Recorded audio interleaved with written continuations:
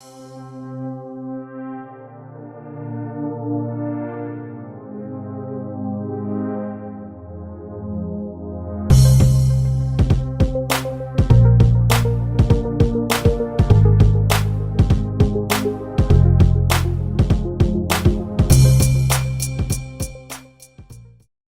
this is Deborah Yah with Redirecting, and I want to first of all thank Sister Denise for sharing this story with me.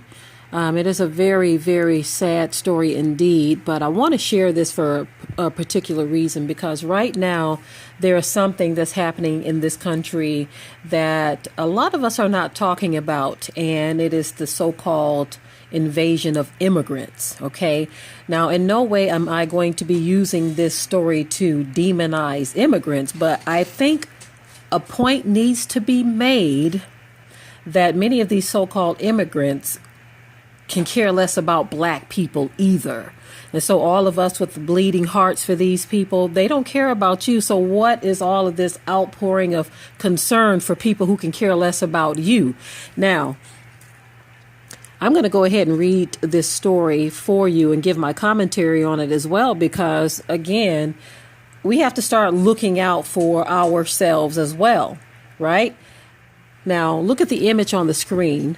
It says this missing grandfather was found dismembered in his neighbor's backyard. And it says he's a 77-year-old Georgia grandfather, loved by his family, of course. Authorities this week located parts of Robert Page's body in a cooler inside of his next-door neighbor's residence and found other body parts under tarps in the yard. The macabre discoveries came after Page's wife, Lulu Page, reported her husband missing on November 8th.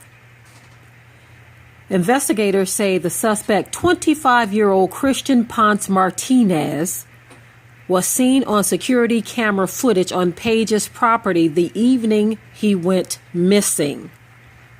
Authorities were able to track a blood trail from Page's house to the home of next-door neighbors, where his remains were found. Police also located Ponce Martinez there under a couch. He had been renting a room in the home for the past 3 months after entering the country from Mexico, the television station reports. Ponce Martinez is reportedly not cooperating with police. Officials are working with the federal government to assess whether he is in the country legally, according to Maj Craig Hammer of the Clayton County Police Department. It's not clear what exactly motivated the killing, but investigators believe there may have been some sort of argument between the two men. Hammer said Page was a good man during a news conference on Friday. Page and his wife were married for 49 years and had 2 children and 2 grandchildren. According to his wife, he never left his residence. He always stayed at home. He got along with other residents and was always a good, gentle man, Hammer said. Neighbors on Friday stopped by the Page home to offer support for the family. Friend Nancy Jones and Robert Page was well respected in the community. This is a shock for all of us that something so brutal could happen. Okay, so again, back to one of my original statements, many of us have what we call a bleeding heart for every other group, okay? But they can care less about us. And I know that we have senseless crimes that happen in our own community as well. I wanted to go ahead and say that because so many of you in the comment section always like to come and remind us black folk that there is black on black crime all the time. But you fail to deal with the issue of wow crime. Wow crime is what I call white on white crime. You only want to deal with Bob crime, which is black on black, without dealing with wow crime, white on white, because that happens a lot more often than black on black if you look up statistics. Now, we don't want to be bored with those crazy things they call statistics, do we? Because that's what you always throw at us without reporting on your statistics. So back to this story. This man lost his life for whatever reason. And as his wife stated, he stayed to himself. Look at his age. He's almost 80 years old. And he is dead. He lost his life at the hands of a young Mexican who entered into this country. And they don't know whether it's legal or illegal. But I am understanding why so many of our people, I was kind of silent on the issue of all of these types of things.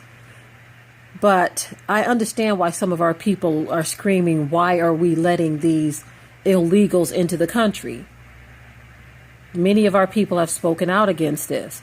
I don't necessarily deal with that issue because we're talking about jobs. They're taking jobs away from us. I don't feel that way. I feel like whoever's doing the hiring is discriminating against us, So I've always looked at it like that. That's why I never really dealt with the issue of illegals taking jobs from us, right?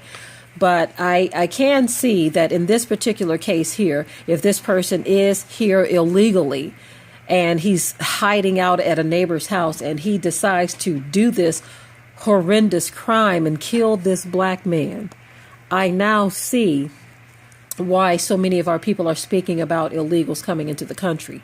There are issues already going on in this country. There's always the system of white supremacy that is against our people. We're already dealing with that aspect of it. But the only thing that people want to throw up in our face is Bob crime, black on black, as if there's no such thing as white on white, Latino on Latino, Mexican on Mexican.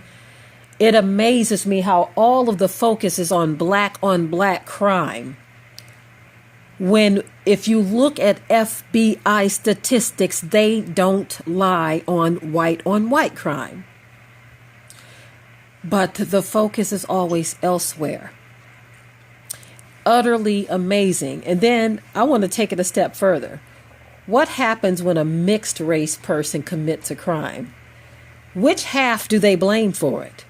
You can tell what half they blame for it when that mixed person's crime is slated as a black crime. When you look at reality, that is not fair. They established the one-drop rule so that they don't have to be found guilty, or they don't have to take the black, or should I say the white part of the crime that's committed by a mixed person. In reality, if you really look at a person that's half and half, why do they default to black if they are half and half? Think about that for a minute. If they are half and half, why do they default to black? That was a rule established by Europeans. They call it the one-drop rule. These people are mixed, so they are not black, they are not white, they are mixed. But when it comes to counting crimes, all of a sudden they are counted as black. Now, that's a subject for another video. But when you start to look closely at the dynamics of things that are happening in this world, in this country, you can see how things are not in favor of so-called black people, not only in this country, but in the world. And when I say not in favor, I mean as it relates to this world and their establishment, their system. Now, we know in the end we get the victory, but it's not given to us by man. Okay, so I'm not making this a Bible study. I'm talking about from the position of man and how man treats our people. This life was taken by that Mexican man because he held no value for a black life. Everyone in the world deals with us differently than they do with other races. Many times, even in our community, we will see Mexicans or Latinos or even Asian people sometimes, and people from India or Pakistan. They deal with us differently than they deal with white people. I mean, dealing with black people. They deal with black people differently. Sometimes you'll see so-called Mexican people, just like the guy who killed this guy. They look at us like we are nothing. They come from an area that is poverty-stricken, many of them. Okay? And they look at us like we are trash. This is because The scripture says that the world will hate us. Now, let me clarify. When I say Mexican people, I'm talking about those that are of Spanish bloodline or mixture. Because you do have Afro-Mexicans and Afro-Latinos who have to deal with racism as well. They have to deal with some of the same racism in their own lands. So I'm obviously talking about those that have been whited out.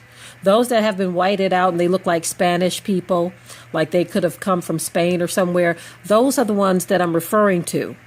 Now, at this point, it is not known whether this Spanish person is, whether this Mexican guy is one of the whited out Mexicans. It's not known as of yet what he is. But all I know is he held no value. He held no value for the life of this man, this 77-year-old black man. And I'm sorry, it's one thing to shoot somebody, but for me, it's a whole other thing to cut someone up and dismember them and hide pieces of their body in other places. You're talking about a whole other demon right there. A person who can take the time to cut up another person's body is one crazy so-and-so. I pray that the Most High will give peace to the wife. I don't know how you can obtain peace. This was just a couple of days ago. This is a very hard thing. How can you get any amount of peace anytime soon, knowing that something like this has happened to your husband right next door to you, possibly starting in your own home or near your home because they saw a blood trail from the house to the next door residence? And so to be able to live in that home at this point, I don't even see how she's going to be able to do that. What this man did was horrendous. This was a crime that was off the chain crazy. And I pray that he gets the book thrown at him. I have so many things that I can say about this because, again, it's not just about the man being killed, but it's about the family that is left behind.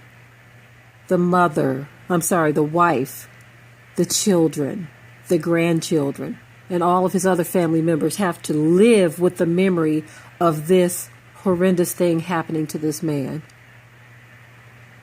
Okay, family. I just wanted to share this story with you all that was shared with me, and with that, I will say shalom.